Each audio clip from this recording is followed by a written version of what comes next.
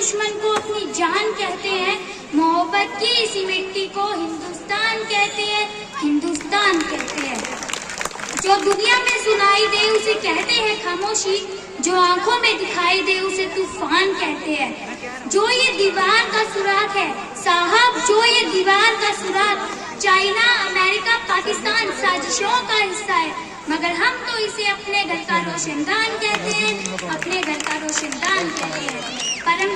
परम सम्माननीय आए हुए अतिथि महोदय, सभा में उपस्थित सभी गणमान्य व्यक्ति, मेरे गुरुजन और मेरे भाई बहन, मैं कृतिका कक्षा 8 की छात्रा हूँ। मैं देश प्रेम और राष्ट्र निर्माण के उपलक्ष्य पर मेरे कुछ विचार आप सभी के साथ साझा करना चाहूंगी।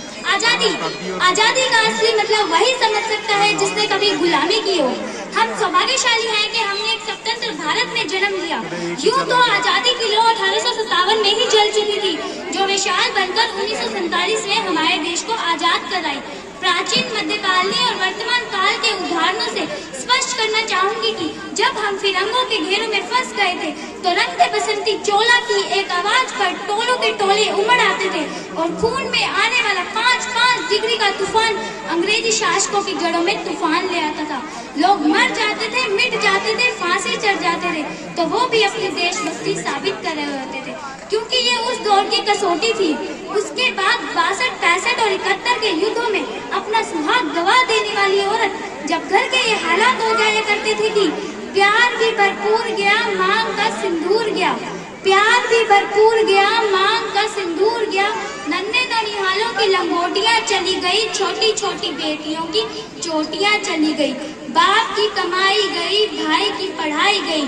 ऐसा एक विस्फोट हुआ, पता ही चला नहीं, पूरे जिस्म की ही बोटियां चली गई। और आपके लिए तो एक आदमी मरा है साहब, किंतु मेरे घर की तो रोटियां चली गई, मेरे घर की तो रोटियां चली गई। ऐसे हालात पैदा हो जाने पर भी एक माँ अपने बेटे को सरहद पर दुश्मन की धज्जियां उड़ाने के लिए भेज दिया करती थी। इस तरह पूरा परिवार अपनी देशभक्ति साबित कर रहा होता था। तब देश बलिदान मांगता था, तब देश लग जाने को कहता था, तब देश लग जाने को, मिट जाने को, फांसी चढ़ जाने को कहता था। किंतु आज देश लग जाने को नहीं कहता, बल्कि मेरे विचारों में यदि कोई व्यक्ति अपना काम पूरी ईमानदारी, पूरी मेहनत और पूरी लगन से करे तो वो ही एक सबसे बड़ा देशभक्त है। मैं नहीं मानती कि फेसबुक, व्हाट्सएप की डीपी को 3 रंगों में रंगना ही देशभक्ति है। और अगर आप कहेंगे कि साल में 2 बार हाथ में तिरंगा ले लेना ही देशभक्ति है, तो मैं पूछना चाहूंगी कि फुटपाथ पे रहने वाला वो बच्चा ट्रैफिक की छांव में नंगे पांव में जब तिरंगा बेच रहा होता है, तो क्या आप उसे उसकी देशभक्ति कहेंगे? नहीं, ये उसकी देशभक्ति नहीं, ये उसके पेट के भूख की शक्ति है जो उसे ऐसा करने को मजबूर करती है। ना मस्जिद को जानते हैं, ना शिवालयों को जानते हैं, ना मस्जिद को जानते हैं, ना शिवालयों को जानते हैं। जो पेट के भूखे होते हैं ना, वो सिर्फ भोजन के निवालों को जानते हैं, भोजन के निवालों को जानते हैं।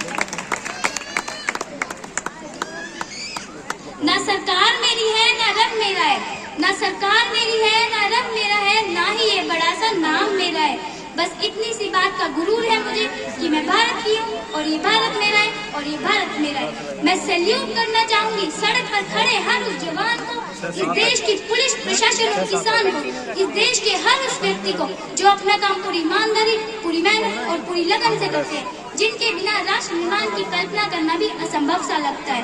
होगा हौसला सबके दिलों में बुलंद, तो एक दिन पाकिस्तान भी जय हिंद कहेगा। पाकिस्तान ही क्यों, सारा जहां जय हिंद कहेगा, क्योंकि सारे जहां से अच्छा हिंदुस्तान हमारा।